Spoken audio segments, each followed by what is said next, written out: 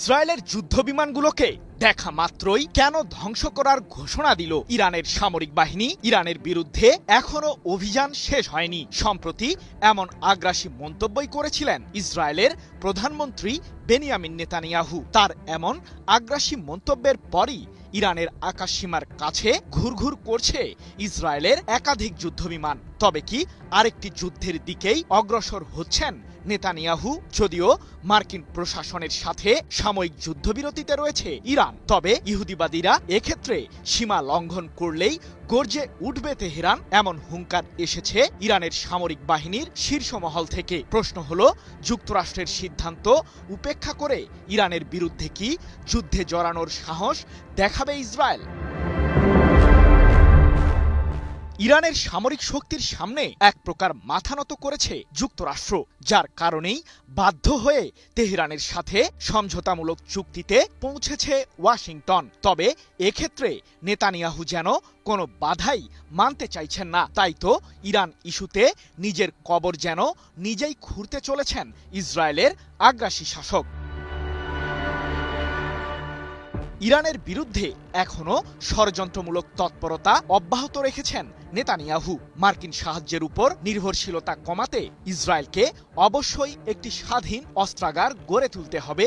সম্প্রতি এমনটি জানিয়ে নেতানিয়াহু বলেছেন, ইরান এবং দেশটির সমর্থিত সশস্ত্র গোষ্ঠীগুলোর বিরুদ্ধে আমাদের অভিযান চলবেই। আমাদের লক্ষ্য এখনো বাস্তবায়ন হয়নি। যুক্তরাষ্ট্রের কাছ থেকে আমরা যে ধরনের সাহায্য পেয়েছি তার জন্য গভীরভাবে কৃতজ্ঞ। তবে আমরা এখন এই ইস্যুতে স্বাধীন হতে চাই। আমাদের নিজেদের অস্ত্র তৈরি করতে হবে।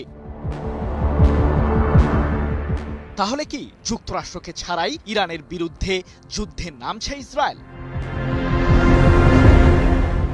পাকিস্তানের জোরদার মধ্যস্থতার কারণেই চলতি মাসের 18 তারিখ ইরানের সাথে যুদ্ধবিরতিতে যেতে সমঝোতামূলক চুক্তিতে সই করেন মার্কিন প্রেসিডেন্ট ডোনাল্ড ট্রাম্প, যার মাধ্যমে টানা কয়েক মাস ধরে চলা অচলাবস্থার কিছুটা হলেও নিরসন হয়। কিন্তু এক্ষেত্রে ইসরায়েল যেন সর্বদাই উল্টো পথকেই বেছে নিতে চাইছে। ইরানের বিরুদ্ধে আবারও ষড়যন্ত্রমূলক তৎপরতা চালাতে দেশটির আশপাশে নিজেদের যুদ্ধবিমানগুলো উড়িয়েছে ইসরায়েল।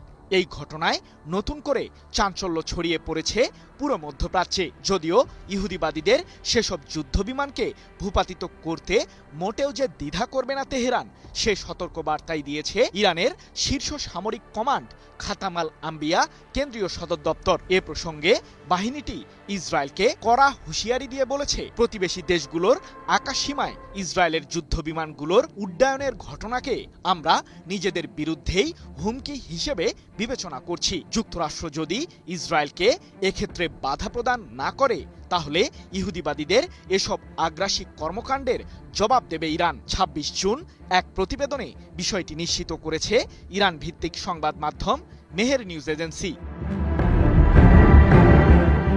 মূলত লেবাননের সশস্ত্র বিদ্রোহী গোষ্ঠী হিজবুল্লাহকে দমনের নামে দেশটিতে এখনো সামরিক আগ্রাসন চালিয়ে যাচ্ছে ইসরায়েল, যা ইরানের সাথে হওয়া যুক্তরাষ্ট্রের সমঝোতা চুক্তির পুরোপুরি লঙ্ঘন বলেই দাবি তেহরানের। কারণ সেই চুক্তি অনুযায়ী লেবানন থেকেও ইসরায়েলি বাহিনীকে প্রত্যাহারের বিষয়ে ইরান সরকারের সাথে একমত পোষণ করেছিলেন ট্রাম্প। কিন্তু বিষয়টিকে নিজেদের স্বার্থবিরোধী হিসেবেই বিবেচনা করছে ইহুদিবাদীরা। তবে কি সহসাই কাটছে না মধ্যপ্রাচ্য সংকটের জট? JBS holdings limited. লেবানন ইস্যুতে ক্রমেই সংকট যেন প্রকট আকার ধারণ করছে। এরই মাঝে নেতানিয়াহু পরিষ্কার জানিয়ে দিয়েছেন, লেবাননের দক্ষিণাঞ্চল থেকে ইসরায়েলি বাহিনীকে প্রত্যাহার করবেন না তিনি। এমনকি ইরান এ বিষয়ে মাথা ঘামালে যুদ্ধের ময়দান যে আবারও উত্তপ্ত হয়ে উঠবে, সে হুঁশিয়ারিও দিয়েছেন ইসরায়েলের প্রতিরক্ষামন্ত্রী ইসরায়েল ক্যাটস। তাই তো বিশ্লেষকরা বলছেন, মধ্যপ্রাচ্য পরিস্থিতি পুরোপুরি শান্ত করতে ইসরায়েলকে নিয়ন্ত্রণ করা ছাড়া সংকট সমাধান সম্ভব নয়। সৃজন মাহমুদ, নিউজ 24।